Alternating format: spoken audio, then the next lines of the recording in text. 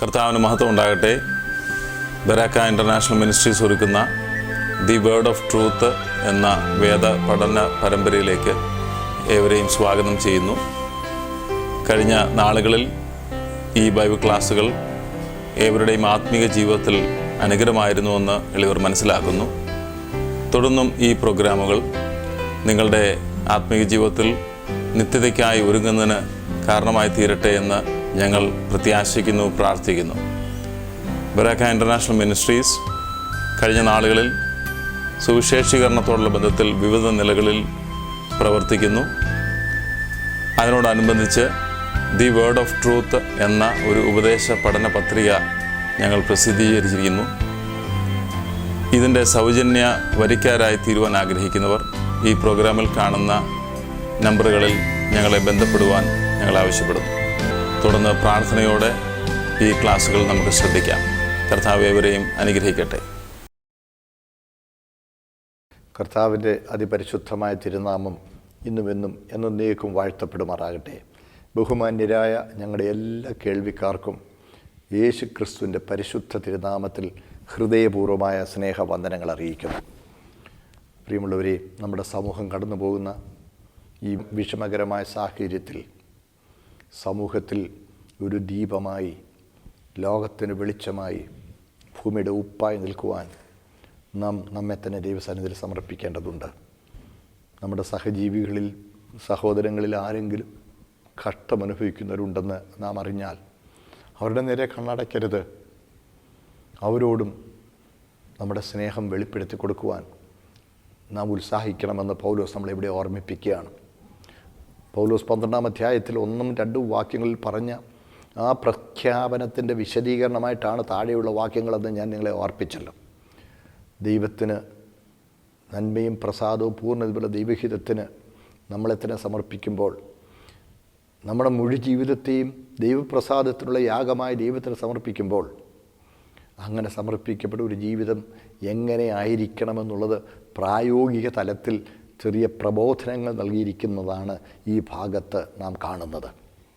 അതെ, ഞാൻ എൻ്റെ ജീവിതം ദൈവത്തിന് പ്രസാദമുള്ളൊരു യാഗമായി എന്നെ സമർപ്പിച്ചിരിക്കുകയാണ്. അതുകൊണ്ട് എൻ്റെ ജീവിതത്തിൻ്റെ എല്ലാ വിശദാംശങ്ങളും ദൈവപ്രസാദമുള്ളതായിരിക്കുവാൻ ഞാൻ ഉത്സാഹിക്കുന്നു. മനസ്സ് പുതുക്കി രൂപാന്തരപ്പെട്ടവർക്ക് മാത്രമേ ഇത് ചെയ്യുവാൻ കഴിയുള്ളൂ. അതിലെ നമ്മൾ കാണുന്നത്, നമ്മളെ ഉപദ്രവിക്കുന്നവരെ അനുഗ്രഹിക്കണമെന്നൊക്കെ പറഞ്ഞാൽ അത് ഒരു സ്വാഭാവികമായ ഒരു മനുഷ്യന് ചെയ്യാൻ കഴിയുന്നൊരു കാര്യമല്ല. ദൈവത്തിന് തന്നെ യാഗമായി സമർപ്പിച്ചവന് മാത്രമേ അത് ചെയ്യുവാൻ കഴിയുള്ളൂ. തിന്മയ്ക്ക് പകരം തിന്മ ചെയ്യാതിരിക്കുക എന്ന് പറയുന്നത് നമ്മളിൽ ആർക്ക് ചെയ്യാൻ കഴിയും? തിന്മയ്ക്ക് പകരം തിന്മ ചെയ്യാനാണ് നമുക്ക് സ്വാഭാവികമായി ഉണ്ടാകുന്ന പ്രേരണ. പകരത്തിന് പകരം ചെയ്യണം. അവൻ ചെയ്തതുപോലെ ഞാൻ അവനോട് ചെയ്യും. തിന്മ അനുഭവിക്കേണ്ടി വന്നാൽ തിരിച്ച് തിന്മ ചെയ്ത് കഴിയുമ്പോൾ അവൻ ദുഃഖിക്കുമ്പം ഉള്ളിൻ്റെ ഉള്ളിൽ ഒരു സംതൃപ്തി. അയ്യോ, അത് പൈശാചികമാണ്. എൻ്റെ പെരുമാറ്റം കൊണ്ട് എന്നെ ദ്രോഹിച്ചവന് പോലും ഒരു ബുദ്ധിമുട്ടുണ്ടാകുമ്പോൾ ഉള്ളിൻ്റെ ഉള്ളിൽ സന്തോഷിക്കുകയല്ല, സഹതാപം തോന്നുകയാണ് വേണ്ടത്. അതാണ് രൂപാന്തരം എന്നൊരു മനുഷ്യ ഹൃദയത്തിൽ ഉണ്ടാകുന്നത്. അങ്ങനെ ഒരു ജീവിതമാണ് ദൈവം നമ്മിൽ നിന്ന് ആഗ്രഹിക്കുന്നത്. അതുകൊണ്ട് പ്രിയമുള്ളവരെ, കഴിയുമെങ്കിൽ സകല മനുഷ്യരോട് സമാധാനമായിരിക്കണം. കഴിയുമെങ്കിൽ എന്ന് പറഞ്ഞാൽ, പ്രിയപ്പെട്ടവരെ, ചിലപ്പോഴൊക്കെ നമുക്ക് ദൈവപ്രസാദമുള്ള കാര്യം ചെയ്യുമ്പോൾ മറ്റുള്ളവർ ദൈവപ്രസാദമുള്ള കാര്യം നമ്മൾ ചെയ്യുന്നതിനെ ഉൾക്കൊള്ളുവാൻ കഴിയാതെ നമ്മൾ എതിർത്തെന്ന് വന്നേക്കാം. അങ്ങനെയുള്ള സന്ദർഭങ്ങളിൽ ദൈവത്തെ കോപിപ്പിച്ച് മനുഷ്യനെ സന്തോഷിപ്പിക്കുന്നതിനായി നാം വശീകരിക്കപ്പെടുവാൻ പ്രലോഭിപ്പിക്കപ്പെടരുത്. ദൈവത്തെയാണ് ഞാൻ പ്രസാദിപ്പിക്കേണ്ടത്. ദൈവത്തെ പ്രസാദിപ്പിക്കുമ്പോൾ മറ്റുള്ളവർ എന്നോട് എതിർക്കുന്നുവെന്ന് വന്നാൽ അവരുടെ എതിർപ്പിനെ ഞാൻ പരിഗണിക്കുന്നില്ല. ദൈവത്തിൻ്റെ കോപമാണ് എനിക്കേറെ പ്രധാനം. ദൈവപ്രസാദമാണ് ഞാൻ അന്വേഷിക്കുന്നത്. ആ ഒരു മനോഭാവം ദൈവം നമുക്ക് ഓരോരുത്തർക്കും നൽകുവാൻ ഇടയാകട്ടെ. കഴിയുമെങ്കിൽ സകല മനുഷ്യരോട് സമാധാനമായിരിക്കണം. അതേ, സത്യവചനത്തെ യഥാർത്ഥമായി പിൻപറ്റുന്ന ഒരുവൻ പലപ്പോഴും സമൂഹത്തിൽ ഒറ്റപ്പെട്ടവനായിപ്പോയെന്ന് വന്നേക്കാം. കുടുംബ ബന്ധങ്ങളിൽ, കൂട്ടുകാരുമായുള്ള ബന്ധത്തിൽ പോലും ചിലപ്പോൾ വിള്ളലുകൾ ഉണ്ടായെന്ന് വന്നേക്കാം. അങ്ങനെയുള്ള സന്ദർഭങ്ങളിൽ വളരെ സൂക്ഷ്മതയുള്ളവരായിരിക്കുവാൻ ദൈവം നമ്മെക്കുറിച്ച് ആഗ്രഹിക്കുന്നു. ഒരിക്കലും ദൈവത്തെ കോപിപ്പിച്ച് മനുഷ്യനെ പ്രസാദിപ്പിക്കുവാൻ നാം ഭോഷന്മാരാകരുത് എന്നാണ് പൗലോസ് ഇവിടെ അർത്ഥമാക്കുന്നത്. നമുക്ക് നമ്മെ തന്നെ ബുദ്ധിമാന്മാരെന്ന് തോന്നരുത്. നമ്മൾ കഴിവുള്ളവരാണ്. അതെ, നമ്മളെപ്പോലെ കഴിവുള്ളവനാണ് നമ്മുടെ സഹോദരനും. അവൻ അവസരങ്ങൾ ലഭിച്ചില്ല എന്ന് മാത്രമേ ഉള്ളൂ. അതുകൊണ്ട് ഈ ഭാഗത്ത് മറ്റുള്ളവരിലേക്ക് ഇറങ്ങിച്ചെല്ലുന്ന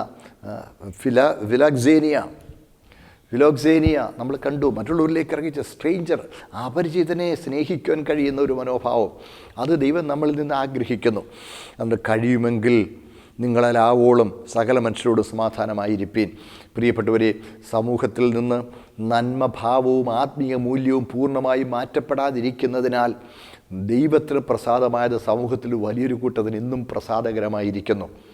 തീർച്ചയായിട്ടും ആദ്യം ചിലപ്പോൾ നമ്മൾ എതിർത്തെന്ന് വന്നാലും പ്രിയപ്പെട്ടവരെ, പിന്നത്തേതിൽ അവർക്ക് മനസ്സ് മാറുകയും അവൻ എടുത്തത് നല്ല തീരുമാനമാണ് എന്ന് അംഗീകരിക്കുകയും ചെയ്യുവാൻ ഇടയായിത്തീരും. അതിന് ദൈവം നമ്മെ സഹായിക്കും. അതുകൊണ്ട് ദൈവപ്രസാദമുള്ള കാര്യത്തിന് മുൻതൂക്കം കൊടുത്ത് മനുഷ്യനെ പ്രസാദിപ്പിക്കുവാൻ ഉണ്ടെങ്കിൽ ഒരു മനുഷ്യരോടും നമ്മൾ കയ്പായിരിക്കരുത്. അല്ലെങ്കിലും നമ്മൾ ആരോടും എതിർക്കരുത്. അവർ നമ്മളെ എതിർത്താലും അവർ നമ്മളോട് തിന്മ ചെയ്താലും നമ്മൾ അവരോട് നന്മ ചെയ്യുന്ന ഒരു മനോഭാവം, ആ രൂപാന്തരമാണ് ദൈവം നമ്മളിൽ നിന്ന് ആഗ്രഹിക്കുന്നത്. എൻ്റെ സഹോദരങ്ങളെ, ലോകത്തിൽ ഒരൊറ്റ മതഗ്രന്ഥമേ ഉള്ളൂ, വിശുദ്ധ ബൈബിൾ മാത്രമേ ഉള്ളൂ ഈ നന്മ ജീവിതചര്യയാകുവാൻ മനുഷ്യനെ പഠിപ്പിക്കുന്നത്. മറ്റുള്ളവരെ ഉപദ്രവിക്കുവാൻ ആഹ്വാനം ചെയ്യുന്ന മതഗ്രന്ഥങ്ങൾ വരെയുണ്ട്. അയ്യോ, സങ്കടമുണ്ട്. അങ്ങനെ അതിനെ ആഹ്വാനം ചെയ്യുന്ന ദൈവം യഥാർത്ഥ ദൈവമാണോ എന്ന് സംശയിച്ചു പോകുന്നു. ഇല്ല, ഒരിക്കലുമില്ല. ഒരിക്കലും ദൈവം അങ്ങനെ ചെയ്യുന്നവനല്ല. മറ്റുള്ളവരെ സ്നേഹിക്കുവാൻ യേശുക്രിസ്തുവിൽ ആ ദൈവസ്നേഹത്തിൻ്റെ വെളിപ്പാട് നമുക്ക് ലഭിക്കുകയാണ്. അവനെ പിൻപറ്റുന്നവർ അവൻ ചെയ്തതുപോലെ ചെയ്യണം.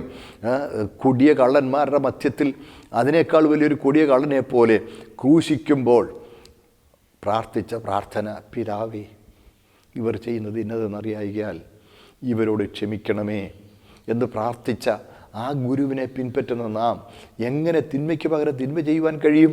നാം എങ്ങനെ അവൻ്റെ ശിഷ്യനാണെന്ന് അവകാശപ്പെടുവാൻ കഴിയും? ഒരിക്കലും തിന്മയ്ക്ക് പകരം തിന്മ ചെയ്യരുത്. കഴിയുമെങ്കിൽ സകല മനുഷ്യരോട് സമാധാനമായിരിക്കണം. പൗലോസ് ഈ ഭാഗത്ത് ചിലത് ചെയ്യുക എന്നും ചിലത് ചെയ്യരുത് എന്നും നമ്മളെ പ്രബോധിപ്പിക്കുകയാണ്. ചിലത് ചെയ്യുക, ചിലത് ചെയ്യരുത്. എന്തൊക്കെ ചെയ്യരുത്? ശപിക്കരുത്. പിന്നെ എന്ത് ചെയ്യണം? അനുഗ്രഹിക്കണം. പിന്നെ വലിപ്പം ഭാവിക്കരുത്, എളിയവരോട് ചേരണം. നോക്കണേ, നമ്മളെ ഉപദ്രവിക്കുന്നവരെ ശപിക്കരുത്. സ്വാഭാവികമായിട്ട് വരുന്നത് ശപിക്കാനാണ്. അതാണ് ഒരു സാധാരണ മനുഷ്യൻ ചെയ്യുന്നത്. എന്നാൽ ഒരു ദൈവ പൈതൽ ചെയ്യുന്നത് അതിൽ നിന്ന് വ്യത്യസ്തമായ കാര്യമാണ്. ശപിക്കരുത്, നിങ്ങൾ അനുഗ്രഹിക്കണം. വലിപ്പം ഭാവിക്കരുത്, സകല എളിയവരോട് ചേരണം. പിന്നെ തിന്മയ്ക്ക് പകരം തിന്മ ചെയ്യരുത്, സകല മനുഷ്യരുടെ മുമ്പിൽ യോഗ്യമായത് മുൻകരുതി കഴിയുമെങ്കിൽ ആവോളം സകല മനുഷ്യരോടും സമാധാനമായിരിക്കണം. യോഗ്യമായത് മുൻകരുതുക എന്നുള്ളതിന് ഗ്രീക്കിൽ കൊടുത്തിരിക്കുന്ന വാക്ക് കല എന്ന വാക്കാണ്. കല, യോഗ്യമായത്, പ്രധാനം നമുക്ക് യോഗ്യമായത്, നമ്മളെ തന്നെ യാഗമായി ദൈവത്തിന് സമർപ്പിച്ചവന് യോഗ്യമായതെന്ന സ്തോത്രം. സകല മനുഷ്യരുടെ മുമ്പിൽ യോഗ്യമായത്, സകല മനുഷ്യരുടെ മുമ്പിൽ യോഗ്യമായതെന്ന് സകല മനുഷ്യർക്കും യോഗ്യമായതെന്നല്ല, സകല മനുഷ്യരുടെയും മുമ്പിലാണെങ്കിലും നാം ഒരു ദൈവപൈതൽ എന്ന നിലയിൽ നമുക്ക് യോഗ്യമായത്, ഒരു ദൈവപൈതൽ അത് എനിക്ക് യോഗ്യമല്ല, നിങ്ങൾക്ക് യോഗ്യമായിരിക്കാം. തിന്മയ്ക്ക് പകരം തിന്മ ചെയ്യുന്നത് നിങ്ങൾക്ക് യോഗ്യമായിരിക്കാം, പക്ഷേ അത് എനിക്ക് യോഗ്യമല്ല. ഞാൻ എന്നെ തന്നെ ദൈവപ്രസാദത്തിനുള്ള യാഗമായി സമർപ്പിച്ചവനാണ്. കല എന്ന് പറയുന്നത് സബ്ജക്റ്റീവാണ്.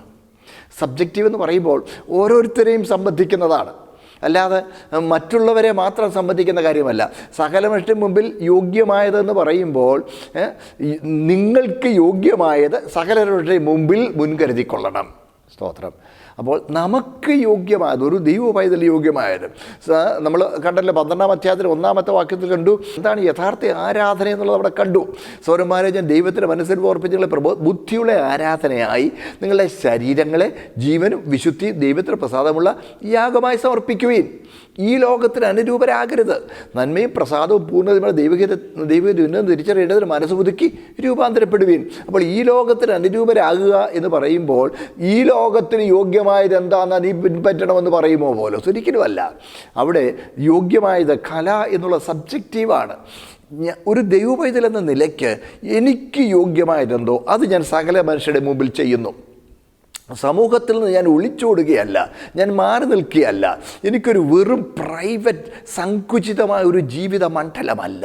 ഞാൻ സമൂഹത്തിൽ ജീവിക്കുകയാണ്. ഞാൻ ഭൂമിയുടെ ഉപ്പാണ്. ഞാൻ ലോകത്തിൻ്റെ വെളിച്ചമാണ്. നിങ്ങളുടെ സൽപ്രവൃത്തികൾ മനുഷ്യരുടെ മുമ്പിൽ വിളങ്ങണം. അതാണ് കർത്താവ് നമ്മളെക്കുറിച്ച് പറഞ്ഞത്. അതെ, കല എനിക്ക് യോഗ്യമായത് ഞാൻ മറ്റുള്ളവർ മുമ്പാകെ ഞാൻ പ്രവർത്തിക്കുന്നു.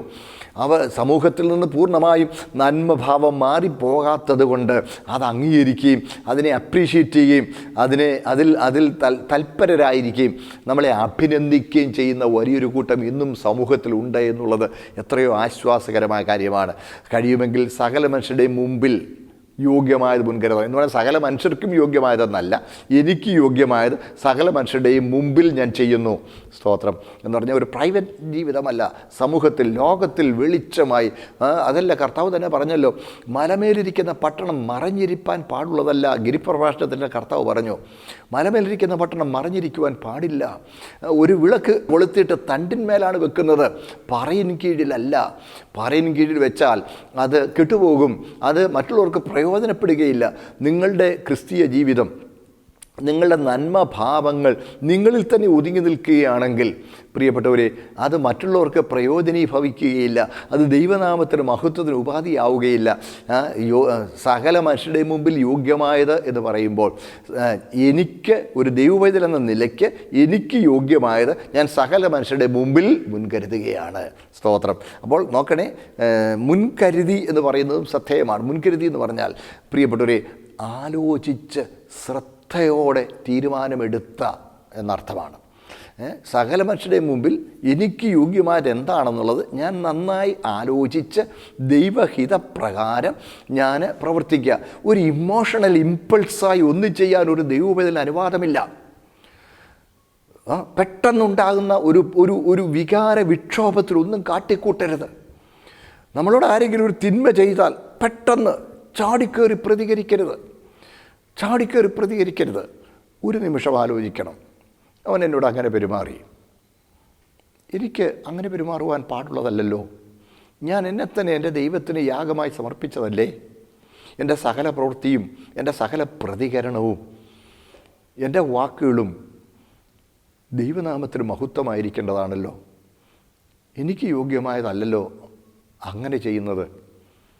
ടിറ്റ് ഫോർ ടാറ്റ്, ഉരുളയ്ക്ക് ഉപ്പേരി പോലെ മറുപടി കൊടുക്കുന്നതും, കണ്ടത്തടിക്ക് മുണ്ടത്തടി എന്ന് പറഞ്ഞ് അവൻ പെരുമാറിയതുപോലെ ഞാൻ പെരുമാറുന്നതും ഒരു ദൈവവൈതൽ എന്ന നിലയ്ക്ക് എനിക്ക് യോഗ്യമല്ലല്ലോ. അത് മുൻകരുതണം. ഒരു നിമിഷം ദൈവഹിതം എന്താണെന്നുള്ളത് ആലോചിക്കണം. എനിക്കിത് യോഗ്യമാണോ? ഒരു വാക്ക് പറയുന്നതിന് മുമ്പേ ഒരു ദൈവവൈതൽ എന്ന നിലയിൽ എനിക്കിത് യോഗ്യമാണോ? ഒരു ശാപവാക്ക് ഉച്ചരിക്കുന്നതിന് മുമ്പ് മറ്റുള്ളവരെ അനുഗ്രഹിപ്പാൻ നിയമിക്കപ്പെട്ടിരിക്കുന്ന ഞാൻ ആ ശാപവാക്ക് പറയുന്നത് എനിക്ക് യോഗ്യമാണോ? അത് മുൻകരുതണം. സകല മനുഷ്യരുടെ മുമ്പിൽ ഒരു ദൈവപൈതൽ എന്ന നിലയ്ക്ക് എനിക്ക് യോഗ്യമായത് എന്താണെന്നുള്ളത് ഞാൻ ആലോചിച്ച് പ്രാർത്ഥനാപൂർവം ദൈവവചനത്തിൻ്റെ വെളിച്ചത്തിൽ തീരുമാനിച്ച് അതുമാത്രമേ ചെയ്യുവാൻ എനിക്ക് പാടുള്ളൂ. സ്തോത്രം. നോക്കണേ, അതുകൊണ്ടാണ് സകല മനുഷ്യരുടെ മുമ്പിൽ യോഗ്യമായത് മുൻകരുതി ആവോളം സകല മനുഷ്യരോടും സമാധാനമായിരിപ്പിൻ. ഇങ്ങോട്ട് തിന്മയും കൊണ്ട് വരുന്നവനെ, ഇങ്ങോട്ട് ദ്രോഹിക്കാൻ വരുന്നവനെ നാം നന്മ കൊണ്ട് എതിരേൽക്കുമ്പോൾ സമൂഹത്തിൽ നന്മഭാവം പടരുകയാണ്. പലപ്പോഴും എന്തുകൊണ്ടാണ് അടിക്കടി, പ്രതികാരത്തിന് പ്രതികാരം, അങ്ങനെ പോകുമ്പോൾ സമൂഹത്തിൽ തിന്മ വർദ്ധിക്കുന്നു. ഒരു ദൈവവേദന ഒരിക്കലും അങ്ങനെ ചെയ്യുവാൻ പാടുള്ളതല്ല. കഴിയുമെങ്കിൽ സകല മനുഷ്യരുടെ മുമ്പിൽ യോഗ്യമായത് ദാറ്റ് ഈസ് സബ്ജക്റ്റീവ്. എനിക്ക് യോഗ്യമായതെന്നുള്ളതാണ് നമ്മളങ്ങനെ മനസ്സിലാക്കണം. അല്ലെ, സകല മനുഷ്യർക്കും യോഗ്യമായതെന്നല്ല, എനിക്ക് യോഗ്യമായത് ഞാൻ സകല മനുഷ്യരുടെ മുമ്പിൽ ചെയ്യുന്നു. സ്തോത്രം. അത് അവരിൽ ഒരു മാറ്റം വരുത്തുവാൻ ചിലപ്പോൾ കാരണമായത് വരും. അടുത്തത് കണ്ടില്ലേ, പ്രതികാരം ചെയ്യരുത്. അടുത്തത് ചെയ്യരുതെന്ന് പറയുന്നത്. പിന്നെ എന്ത് ചെയ്യണം? ദൈവകോപത്തിനിട കൊടുക്കണം. Leave it to God. നമുക്കതിനെക്കുറിച്ച് ചിന്തിക്കാം. അടുത്തത് തിന്മയോട് തോൽക്കരുത്. പിന്നെ എന്ത് ചെയ്യണം? നന്മയാൽ തിന്മയെ ജയിക്കണം. നമുക്ക് ഇവിടെ ചെയ്യരുത്, ചെയ്യണം എന്ന് പൗലോസ് പറഞ്ഞിരിക്കുന്നത് ഇങ്ങനെ നമുക്ക് ഒരു പട്ടിക പോലെ ആക്കാൻ കഴിയും. ഈ പട്ടിക പോലെ ആക്കുമ്പോൾ അരുത് അരുത് അരുത് എന്ന് പറഞ്ഞിരിക്കുന്നതൊക്കെ ഒരു ദൈവവൈതലിന് മാത്രം ചെയ്യാൻ കഴിയുന്നതാണ്. ഈ ക്രിസ്തീയ സമൂഹത്തിൻ്റെ ക്രിസ്തീയ ഉപദേശത്തിൻ്റെ പ്രത്യേകത എന്ന് പറഞ്ഞാൽ, പ്രിയപ്പെട്ടവരെ, വെറും തത്വങ്ങളല്ല, നിർജ്ജീവമായ തത്വങ്ങളല്ല തിരുവെഴുത്തിൽ നമുക്ക് ലഭിക്കുന്നത്. നിർജ്ജീവമായ തത്വങ്ങളല്ല. നമ്മൾ പിൻപറ്റുന്നത് വെറും ഒരു പ്രമാണത്തെ അല്ല, ഒരു വ്യക്തിയെയാണ്. ബൈബിളിലുള്ള സകല ഉപദേശ സംഹിതകളെയും ക്രോഡീകരിച്ച് ഒരു തത്വസംഹിത രൂപപ്പെടുത്തിയാൽ അത് യഥാർത്ഥ ക്രിസ്ത്യാനിത്വമാവുകയില്ല. ക്രിസ്ത്യാനിത്വം എന്ന് പറയുന്ന ഒരു വ്യക്തിയാണ്. യേശുക്രിസ്തുവിനെ തിരുവെഴുത്തിൽ നിന്ന് മാറ്റി നിർത്തുവാൻ കഴിയുന്നതല്ല. നോക്കണേ, തീയിൽ നിന്ന് ചൂടും തേനിൽ നിന്ന് മധുരവും മഞ്ഞുകട്ടയിൽ നിന്ന് കുളിരും മാറ്റാൻ കഴിയാത്തതുപോലെ, അതുപോലെ തിരുവെഴുത്തിൽ നിന്ന് കർത്താവിനെ മാറ്റി നിർത്താൻ കഴിയുകയില്ല. ഇതിലെ ഉപദേശങ്ങളിൽ നിന്ന് കർത്താവിനെ മാറ്റി നിർത്താൻ കഴിയുകയില്ല. കർത്താവ് പറഞ്ഞു, ഞാൻ തന്നെ വഴിയും സത്യവും ജീവനുമാകുന്നു. കർത്താവ് വഴി പഠിപ്പിച്ചു കൊടുക്കുകയല്ല, വഴിയായിത്തീർന്ന് നമ്മളോട് കൂടെ വരികയാണ്. അവൻ ഉപദേശിച്ചുകൊണ്ട് മാറി നിൽക്കുന്നവനല്ല. അവൻ നമ്മുടെ കാതുകളിൽ തൻ്റെ ഉപദേശങ്ങൾ നൽകിക്കൊണ്ട് നമ്മുടെ കൂടെ നിന്ന് നമ്മളെ വഴി നടത്തുകയാണ്. അതുകൊണ്ട് തിന്മയ്ക്ക് പകരം തിന്മ ചെയ്യരുതെന്ന് പറയുമ്പോൾ തിന്മയ്ക്ക് പകരം തിന്മ ചെയ്യാതിരിക്കാനുള്ള കഴിവ് തരാൻ കർത്താവ് നമ്മുടെ കൂടെയുണ്ട്. അതാണ് കർത്താവ് നമ്മളിൽ വസിക്കുന്നു. കർത്താവ് തൻ്റെ പരിശുദ്ധാത്മാവിനാൽ നമ്മളെ അതിന് പ്രാപ്തന്മാരാക്കുന്നു. അതുകൊണ്ട് അരുത് അരുത് അരുത് എന്ന് പറഞ്ഞിരിക്കുന്നത് സ്വാഭാവികമായി ഒരു മനുഷ്യന് ചെയ്യാൻ കഴിയുന്ന കാര്യമല്ല. ശപിക്കരുത്, വലിപ്പം ഭാവിക്കരുത്, തിന്മയ്ക്ക് പകരം തിന്മ ചെയ്യരുത്, പ്രതികാരം ചെയ്യരുത്, തിന്മയോട് തോൽക്കരുത്. നോക്കണേ, ഇതൊക്കെ നമുക്ക് ഒരു സാധാരണ മനുഷ്യന് ചെയ്യാൻ കഴിയുന്നതല്ല. കർത്താവ് കൂടെ ഉള്ളവന് മാത്രം, തന്നെ യാഗമായി ദൈവത്തിന് സമർപ്പിച്ചവന് മാത്രമേ ഇത് ചെയ്യുവാൻ കഴിയുകയുള്ളൂ. ഇത് പ്രബോധിപ്പിച്ച കർത്താവ് നമ്മുടെ കൂടെയുള്ളപ്പോൾ അവനെ കോപിപ്പിച്ചുകൊണ്ട് നമുക്ക് എങ്ങനെ അത് ചെയ്യാൻ കഴിയും? ഒരു ദൈവ പൈതൽ സർവ്വവ്യാപിയായ ദൈവത്തിൻ്റെ സാന്നിധ്യം എപ്പോഴും അനുഭവിക്കുന്നവനാണ്. നമ്മൾ വായിക്കുന്നത് കർത്താവ് നമ്മളിൽ വസിക്കുന്നെന്നല്ലേ? അതെ, അവൻ നമ്മളിൽ വസിക്കുന്നു. കർത്താവ് പറഞ്ഞല്ലോ, ലോകാവസാനത്തോളം എല്ലാ നാളും ഞാൻ നിങ്ങളോട് കൂടെയുണ്ട്. നമ്മളോട് ഓരോരുത്തരോടും കൂടി നമ്മളെ ഒരു പ്രതിസന്ധിയും വിഷമവും പ്രയാസവും ഒക്കെ വരുമ്പോൾ, ഒരാപത്തോ ഒക്കെ വരുമ്പോൾ, അയ്യോ കർത്താവ് എൻ്റെ കൂടെ ഇരിക്കണേ, കർത്താവ് കൂടെ ഉണ്ടെന്നുള്ള നമുക്ക് ഒരാശ്വാസം തരും. പക്ഷേ അതേ സമയത്ത് ഇങ്ങനെയൊക്കെ പെരുമാറാൻ ആവശ്യമായി വരുമ്പം കർത്താവ് കൂടെ ഉണ്ടെന്നുള്ളത് നമ്മളങ്ങ് മറന്നുപോകും. അയ്യോ, തിന്മയ്ക്ക് പകരം തിന്മ ചെയ്യരുതെന്ന് പറഞ്ഞ കർത്താവ് നമ്മുടെ കൂടെ ഉണ്ടെന്നുള്ളത് മറക്കുന്നവന് മാത്രമേ തിന്മയ്ക്ക് പകരം തിന്മ ചെയ്യാൻ കഴിയുള്ളൂ. നിങ്ങളെ ഉപദ്രവിക്കുന്നവരെ അനുഗ്രഹിക്കണം, അവനെ ശപിക്കരുത് എന്ന് പറഞ്ഞ കർത്താവ് കൂടെ ഉള്ളപ്പോൾ പിന്നെ എങ്ങനെ ശപിക്കാൻ ഒക്കും? ശപിക്കുന്നെങ്കിൽ നമ്മൾ കർത്താവിനോട് എതിർത്തിട്ടല്ലേ അത് ചെയ്യുന്നത്? കർത്താവിനെ അവഗണിച്ചിട്ടല്ലേ? കർത്താവിനോട് മത്സരിച്ചിട്ടല്ലേ? കർത്താവിനെ വേദനിപ്പിച്ചിട്ടല്ലേ? കർത്താവിനെ കോപിപ്പിച്ചിട്ടല്ലേ അത് ചെയ്യുന്നത്? അതാണ് ക്രിസ്ത്യാനിറ്റി ഈസ് ക്രൈസ്റ്റ്. വെറും നിർജ്ജീവമായ ധർമ്മോപദേശങ്ങളുടെ സമാഹാരമല്ല വിശുദ്ധ തിരുവെഴുത്തിൽ നമുക്ക് നൽകപ്പെട്ടിരിക്കുന്നത്. പിന്നെയോ ഉപദേശം തരുന്നവൻ, ഉപദേശകനായി വഴി നടത്തുന്നവനായി നമ്മോട് കൂടെയുണ്ട്. ഇതുപോലെ ചെയ്തു എന്ന് പറഞ്ഞിട്ട് നമുക്ക് നിർദ്ദേശങ്ങൾ തന്നിട്ട് നമ്മളെ തള്ളിവിടുന്നവനല്ല. വരിക, ഞാൻ നിൻ്റെ കൂടെയുണ്ട് എന്ന് പറഞ്ഞ് നമ്മെ പ്രബോധിപ്പിച്ച് വഴി നടത്തുന്നവനാണ് നമ്മുടെ കർത്താവ്. അതാണ് ഞാൻ തന്നെ വഴിയും സത്യവും ജീവനുമാകുന്നു. അതെ, നമ്മെ ജീവിപ്പിക്കുവാൻ, നമ്മളെ ബലപ്പെടുത്തുവാൻ കഴിയുന്നവനായി കർത്താവ് നമ്മോട് കൂടെയുണ്ട്. അതെ, കർത്താവ് മാറി നിൽക്കുന്നവനല്ല. അതുകൊണ്ട് ഇത് ചെയ്യരുതെന്ന് പറഞ്ഞാൽ അത് ചെയ്യാതിരിക്കാൻ നമുക്ക് ശക്തി തരുവാൻ കർത്താവ് നമ്മുടെ കൂടെയുണ്ട്. ചെയ്യാതിരുന്നാൽ മാത്രം പോരാ, ചില ചെയ്യണമല്ലോ. എന്തൊക്കെയാണ് ചെയ്യേണ്ടത്? ഒന്ന്, അനുഗ്രഹിക്കണം. കൊള്ളാം. നമ്മൾ ഉപദ്രവിക്കുന്നവനെ എങ്ങനെയാണ് നമുക്ക് അനുഗ്രഹിക്കുക? ഞാൻ മിണ്ടുന്നില്ല കർത്താവേ, ഞാൻ ശാപിക്കുന്നില്ല.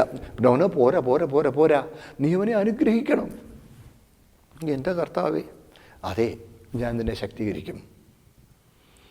എന്നെ ക്രൂശിച്ചവന് വേണ്ടി പ്രാർത്ഥിച്ച് എൻ്റെ മാതൃക നീ കാണ്. സ്തോത്രം. ഇങ്ങനെ എല്ലാവരും ചിന്തിച്ചിരുന്നെങ്കിൽ നമ്മുടെ സമൂഹം എങ്ങനെയായിരുന്നു? ഇനി സ്വർഗതുല്യമാവില്ലേ? അനുഗ്രഹിക്കണം. പിന്നെ വലിപ്പം ഭാവിക്കരുത്. പിന്നെ എന്ത് ചെയ്തോണം? എളിയവരോട് ചേരണം. വലിപ്പമൊന്നും ഭാവിക്കുന്നില്ല, ഞാനിങ്ങനെ മാറിയിരുന്നേക്കാം. നോ. നീ സമൂഹത്തിലാണ്. സകല മനുഷ്യരുടെയും മുമ്പിലാണ് നീ ജീവിക്കേണ്ടത്. സകല മനുഷ്യരുടെയും മുമ്പിൽ. സമൂഹത്തിൽ നിന്ന് ഒറ്റപ്പെടുകയല്ല, സമൂഹത്തിൽ നിന്ന് ഒളിച്ചോടുന്നവനല്ല ഒരു യഥാർത്ഥ ദൈവ പൈതൽ. നീ എളിയവനോട് ചേരണം. സാധുക്കളായവരോട് നീ അനുകമ്പ കാണിക്കണം. എളിയവനോട് ചേരണം. പിന്നെയോ, സകല മനുഷ്യരും മുമ്പിൽ നിൽക്കുമ്പോൾ ദൈവപൈതലെന്ന നിലയ്ക്ക് നിനക്ക് യോഗ്യമായത് എന്തോ എന്നുള്ളത് നീ ആലോചിച്ച് മുൻകരുതി കർത്താവ് കൂടെയുണ്ട് എന്നുള്ളത് മനസ്സിലാക്കി കർത്താവിന് പ്രസാദകരമായത് നീ ചെയ്യുവാൻ നീ ഉത്സാഹിക്കണം. പിന്നെ എന്തു ചെയ്യണം? പ്രതികാരം ചെയ്യരുത്. കഴിയുമെങ്കിൽ നിങ്ങളിലാവോളം സകല മനുഷ്യരോടും സമാധാനമായിരിപ്പീൻ. പ്രിയമുള്ളവരെ, നിങ്ങൾ തന്നെ പ്രതികാരം ചെയ്യാതെ ദൈവകോപത്തിന് ഇടം കൊടുപ്പീൻ. സ്തോത്രം. പ്രതികാരം എനിക്കുള്ളത് ഞാൻ പകരം ചെയ്യും എന്ന് കർത്താവ് അരുളി ചെയ്യുന്നു. പ്രിയപ്പെട്ട, അവിടെ നമുക്ക് ശരിക്കും ചിന്തിക്കുവാനുള്ള കാര്യമുണ്ട്, മനസ്സിലാക്കാനുള്ള കാര്യമുണ്ട് പ്രിയപ്പെട്ടവരെ. അതായത് പ്രതികാരം ചെയ്യരുത്. അതിനു മുമ്പ് പ്രത്യേക നിലയിൽ പൗലോസ് അവരെ ഒന്ന് അഭിസംബോധന ചെയ്യുന്നുണ്ട്. അത് വളരെ ശ്രദ്ധേയമായ കാര്യമാണ്. പ്രിയമുള്ളവരെ എന്ന് വിളിച്ചുകൊണ്ടാണ് പൗലോസ് അവിടെ പറയുന്നത്. അഗപ്പെറ്റോയ് എന്നൊരു പ്രത്യേക വാക്ക് അവിടെ ഉപയോഗിക്കുക. അഗപ്പെറ്റോയ്, അഗാപ്പെ എന്നതുമായിട്ട് ബന്ധമുള്ളത് അഗപ്പെറ്റോയ്. കാര്യം തൊട്ട് മുകളിൽ പറഞ്ഞ ആ വാക്ക് അതൊക്കെ അങ്ങോട്ട് പറയുമ്പോൾ തിന്മയ്ക്ക് പകരം തിന്മയെ ശപിക്കുന്നവരെ അനുഗ്രഹിക്കണം, പിന്നെ സകല മനുഷ്യരുടെ മുമ്പിൽ യോഗ്യമായത് മുൻകരുതിക്കണം, ഇങ്ങനെയൊക്കെ പറയുമ്പം പൗലോസ് കൊണ്ട് ഒരു വലിയ ഉയർന്ന പീഠത്തിൻ്റെ മീതെ കയറി നിന്ന് നമ്മളോട് ഇങ്ങനെ ഭയങ്കര നിർദ്ദേശങ്ങൾ തരുന്നത് പോലെ നമുക്ക് തോന്നും. നോക്കണേ, അപ്പോൾ എഴുത്തുകാരനും അനുവാചകരും തമ്മിൽ വായിക്കുന്നവരും തമ്മിൽ ഒരു അകൽച്ച പോലെ തോന്നും. ഇല്ലില്ല. അതുകൊണ്ട് ആ അടുപ്പം ഒന്നും കൂടി ഒന്ന് ഉറപ്പിക്കാനായിട്ട് പ്രിയമുള്ളവരെ, അകപ്പെറ്റോയ്, ഞാൻ നിങ്ങളെ സ്നേഹിക്കുന്നു. പ്രിയമുള്ളവരെ, ഞാൻ നിങ്ങളുടെ കൂടെയുള്ള ആളാണ്. അതാണ് ഗലാത്യലേഖനത്തിൽ പൗലോസ് പറയുമ്പോൾ, ഗലാത്യലേഖനം 4-ാം 12-ാമത്തെ വാക്യത്തിൽ പൗലോസ് പറയുക, ഞാൻ നിങ്ങളെപ്പോലെ ആയതിനാൽ നിങ്ങളും എന്നെപ്പോലെ ആകുവാൻ ഞാൻ നിങ്ങളോട് അപേക്ഷിക്കുന്നു. ഞാൻ നിങ്ങളെപ്പോലെ ആകയാൽ നിങ്ങളും എന്നെപ്പോലെ ആകുവാൻ ഞാൻ നിങ്ങളോട് അപേക്ഷിക്കുന്നു. തിരുവെഴുത്തിൽ ഈ ഉപദേശങ്ങൾ പരിശുദ്ധാത്മാവ് ഏതൊരു എഴുത്തുകാരനോട് നൽകിയിരിക്കുന്നു, ആ എഴുത്തുകാരൻ ഉയർന്ന ഒരു പെഡസ്റ്റലിൽ, ഉയർന്ന ഒരു പീഠത്തിൻ്റെ മീതെ കയറി നിന്ന് നമ്മളെ ഇങ്ങനെ അങ്ങോട്ട് നമ്മുടെ മേൽ ഇങ്ങനെ നിർദ്ദേശങ്ങൾ തന്ന് നമ്മളെ ഇങ്ങനെ താണവരെന്നുള്ള നിലയിൽ കണക്കാക്കിയല്ല, കൂടെ നിൽക്കുന്നവനാണ്. ഒരു ക്രിസ്തീയ ശുശ്രൂഷകൻ അങ്ങനെ ആയിരിക്കണം. ഒരു ക്രിസ്ത്യ ശുശ്രൂഷകൻ ശുശ്രൂഷിക്കപ്പെടുന്നവരിൽ നിന്ന് ഉയർന്ന ഒരു നിലയിൽ അസാധാരണത്വമുള്ളവനാണ്, ഏതാണ്ട് ഒരു വലിയ വിശേഷതയുള്ളവനാണ്, സിദ്ധിയുള്ളവനാണെന്ന ഭാവത്തിൽ പെരുമാറുന്നവർ ക്രിസ്തീയ മൂല്യം എന്താണെന്ന് അറിയാത്തവരാണ്. ജനങ്ങളുടെ ഇടയിലാണ് കർത്താവ് യാത്ര ചെയ്തത്. ജനങ്ങളുടെ ഇടയിൽ എന്തുകൊണ്ടാണ് യേശു ക്രിസ്തുവിനെ ക്രൂശിക്കേണ്ടി വന്നത്, ഒറ്റിക്കൊടുക്കേണ്ടി വന്നത് എന്തുകൊണ്ടാണ്? കർത്താവ് തൻ്റെ ശിഷ്യന്മാരോട് കൂടെ ജനങ്ങളുടെ ഇടയിൽ ശുശ്രൂഷിച്ചിരുന്നത് കൊണ്ടാണ്. മീൻസ് വേഷം കൊണ്ടാകട്ടെ, പെരുമാറ്റം കൊണ്ടാകട്ടെ, കർത്താവ് മറ്റുള്ളവരിൽ നിന്ന് മാറി ഉയർന്നു നിൽക്കുന്ന ഒരു ഭാവമുള്ളവനായിരുന്നില്ല. അതുകൊണ്ടാണ് അവനെ അറസ്റ്റ് ചെയ്യാൻ വന്നവർ ആൾ തെറ്റാതിരിക്കാൻ ആരെങ്കിലും അവനെ ഒന്ന് ഒറ്റിക്കൊടുക്കാൻ ആവശ്യമായി വന്നത്. ഇസ്കരിയോത്ത യൂദ കർത്താവിനെ ഒറ്റിക്കൊടുക്കുവാൻ പറഞ്ഞപ്പം മഹാപുരോഹിതർക്ക് ഒറ്റിക്കൊടുക്കാമെന്ന് പറഞ്ഞു ചെന്നപ്പോൾ മഹാപുരോഹിതർക്ക് ഭയങ്കര സന്തോഷമായി. നല്ലൊരു തുകയെ അങ്ങോട്ട് കൊടുത്തത്, 30 വെള്ളിക്കാശ് കൂലിയായിട്ട് അങ്ങ് എണ്ണിക്കൊടുത്തു. അവൻ അതും വാങ്ങിച്ചുകൊണ്ട് ഒറ്റിക്കൊടുക്കാൻ എന്തുകൊണ്ട് ആവശ്യം വന്നു? മറ്റുള്ളവരിൽ ഗലീലക്കടലിലെ മുക്കുവന്മാരുടെ കൂട്ടത്തിൽ ഒരുവനെ പോലെയാണ് അവൻ നടക്കുന്നത്. അതുകൊണ്ടാണ് ഒരു ശുശ്രൂഷകൻ അങ്ങനെ ആയിരിക്കണം. ഉയർന്ന ഒരു പീഠത്തിൻ്റെ മുകളിൽ കയറി നിന്നുകൊണ്ട് തണ്ടറിങ് ഔട്ട് ഇൻസ്ട്രക്ഷൻസ് എന്നല്ല. സ്തോത്രം. അത് അങ്ങനെ ഒരു ചിന്ത പൗലോസ് ഇതൊക്കെ പറയുമ്പം വിശുദ്ധമാരുടെ ആവശ്യങ്ങൾ കൂട്ടായ്മ കാണിക്കണം, പ്രാർത്ഥന ഉച്ചരിക്കണം, പിന്നെ അത് കഴിഞ്ഞ് അകപ്പെറ്റോയ് മീൻസ് എന്ന് പറഞ്ഞാൽ സഹോദരന്മാരെ ഇതങ്ങോട്ട് വിളിക്കുമ്പോഴത്തേന് ആ സ്നേഹ വാത്സല്യം ഒന്നും കൂടി അവർക്ക് ബോധ്യപ്പെടത്തക്കതുപോലെ ഈ പറയുക. കാര്യം അതിൻ്റെ മുകളിൽ പറയുന്ന കാര്യങ്ങളൊക്കെ പറഞ്ഞാൽ വലിയ ഉന്നതനായ ഒരുവൻ ഇങ്ങനെ പറയുന്നത് പോലെ തോന്നും. അതുകൊണ്ടാണ്. സ്തോത്രം. അകപ്പെറ്റോയ്, സഹോദരന്മാരെ, പ്രിയമുള്ളവരെ, മേളിൽ പറയുന്ന സഹോദരന്മാരെ എന്നാണെങ്കിൽ പ്രിയമുള്ളവരെ, നിങ്ങൾ തന്നെ പ്രതികാരം ചെയ്യാതെ. എൻ്റെ പൊന്നു തോരങ്ങളെ, അവിടെ പ്രതികാരം എന്നുള്ളതിന് ഉപയോഗിച്ചിരിക്കുന്ന ഗ്രീക്ക് വാക്ക് എഗ്ഡിക്കേസിസ് എന്ന വാക്കാണ്. എഗ്ഡിക്കേസിസ് എന്ന് പറഞ്ഞാൽ ആ വാക്കിൻ്റെ അർത്ഥം പണിഷ്മെൻ്റ് എന്നാണ്, ശിക്ഷ എന്നാണ്. നിങ്ങൾ തന്നെ ശിക്ഷ വിധിക്കാതെ പ്രതികാരം ചെയ്യുക. അവൻ എന്നോട് പെരുമാറിയ പോലെ ഞാൻ അങ്ങോട്ട് പെരുമാറും. തൊട്ട് മേളിൽ കണ്ടില്ല, തിന്മയ്ക്ക് പകരം തിന്മ ചെയ്യരുത്. പ്രതികാരം. അപ്പോൾ ശിക്ഷ വിധിക്കുന്നത് നമ്മുടെ ചുമതലയല്ല. ശിക്ഷ വിധിക്കുന്നത് അധികാരിയുടേതാണ്. ഇവിടെയാണെങ്കിൽ പോലും നമുക്കറിയാമല്ലോ, നമ്മളെ ആരെങ്കിലും ഉപദ്രവിച്ചോ എന്നിരിക്കട്ടെ, നമ്മുടെ വീട്ടിൽ കടന്നു കയറി എന്തെങ്കിലും സാധനം കവർ ചെയ്യാൻ ഒരുവന് ശ്രമിക്കുമ്പം നമ്മൾ മാറി തോക്കെടുത്ത് അവനെ വെടിവെച്ചാൽ നിന്നോട് ആര് പറഞ്ഞു അവനെ വെടിവെക്കാൻ, അവനെ കൊല്ലാൻ? അവൻ എൻ്റെ വീട്ടിൽ കടന്നു കയറിയതുകൊണ്ട് അവൻ കടന്നു കയറി അവൻ സാധനം എടുത്തുകൊണ്ട് അവന് രക്ഷപ്പെടാൻ ശ്രമിക്കുകയായിരുന്നല്ലോ. അവൻ്റെ കയ്യിൽ ആയുധങ്ങളൊന്നും ഇല്ലായിരുന്നു. നിരായുധനായവനെ വെടിവെച്ച് കൊല്ലുവാൻ നിനക്കാരധികാരം തന്നു? അവൻ എൻ്റെ വീട്ടിൽ കയറിയോണ്ട് ഞാൻ വെടിവെച്ചു? നോ, നീയല്ല ശിക്ഷ വിധിക്കേണ്ടത്.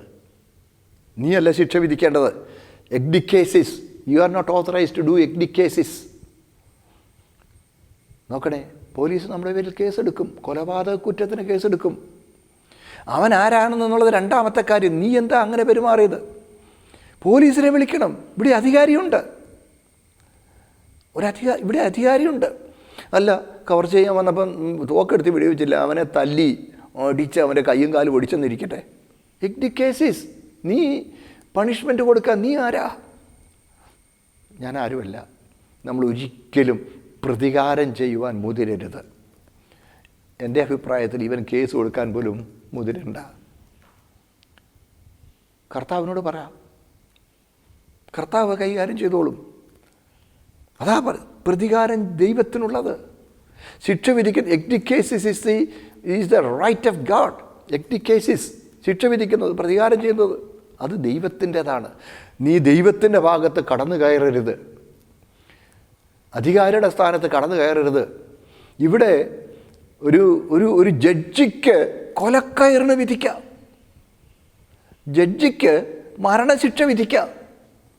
പക്ഷേ വേറെ ആർക്കും മരണശിക്ഷ വിധിക്കാൻ അധികാരമില്ല. കാരണം ജഡ്ജി അധികാരിയായതുകൊണ്ട് അവനതിന് അവകാശമുണ്ട്, അവന് അധികാരമുണ്ട്. അവനത് ചെയ്താൽ അത് കുറ്റകരമല്ല. വേറെ ആരെങ്കിലും അത് ചെയ്താൽ അത് കുറ്റകരമാകും. അതുകൊണ്ട് ഒരിക്കലും നമ്മൾ പ്രതികാര മനോഭാവം, അത് കൈകൊണ്ട് ചെയ്തില്ലെങ്കിലും മനസ്സുകൊണ്ട് പോലും അയ്യോ അവൻ അങ്ങനെ വന്നിരുന്നെങ്കിലും ആഗ്രഹിക്കുവാൻ പോലും പാടില്ല. കാര്യം മനസ്സുകൊണ്ട് ചിന്തിച്ചത് കൈകൊണ്ട് പ്രവർത്തിച്ചതുപോലെയാണെന്നാണ് ദൈവത്തിൻ്റെ വചനം നമ്മളെ പഠിപ്പിക്കുന്നത്. അതുകൊണ്ട് നമ്മളെ ആരെങ്കിലും ഉപദ്രവിച്ചു എന്ന് വിചാരിച്ച് അവൻ നശിച്ചു പോകണമെന്ന് ആഗ്രഹം പോലും നമ്മുടെ ജീവിതത്തിൽ വരരുത്. പ്രതികാരം ചെയ്യരുത്. എഗ്ഡിക്കേസിസ് is the right of God. നമ്മൾ ഒരിക്കലും ദൈവത്തിൻ്റെ സ്ഥാനത്തേക്ക് കടന്നു കയറരുത്. സ്തോത്രം.